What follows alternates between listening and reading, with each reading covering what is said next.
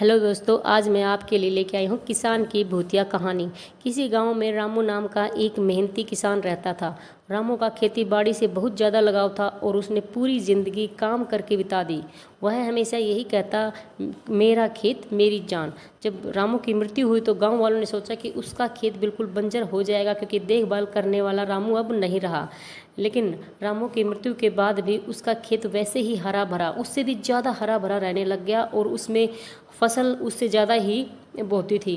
पर गांव के लोग इसे देख के हैरान हो गए कि ये क्या हो रहा है। जब रामू देखभाल नहीं कर रहा फिर भी उसके खेत इतने अच्छे हरे भरे। तभी उनमें से एक हरिया ने डिसाइड किया कि मैं रात को जाके देखूंगा कि कौन है जो रात को इसको सारा काम करके जाता है फसल के बाद। तभी उसने डिसाइड किया रात को देखने का। पर जब उसकी आत्मा थर्रा गई कि जब उसने देखा कि रात को हरिया का भूत आता है और उस खेत का सारा काम करके जाता है। तब इस बात से परेशान होकर गाँव वालों ने बैठक बुलाई और कहा कि अब हमें रामू की आत्मा की शांति के लिए क्या करना चाहिए, इसके बारे में बात करो। क्योंकि रामू की आत्मा ने हमें अभी तक कोई हानि नहीं पहुंचाई है, पर कब तक, क्या पता आत्मा कब गुस्सा हो जाए, क्योंकि आत्मा पे हम भरोसा नहीं कर सकते। तभी उनमें से एक पुरुष ने कहा कि एक संत रहते हैं हमारे पास के गांव में, उसके पास चलते हैं, वही हमें रास्ता दिखाएंगे।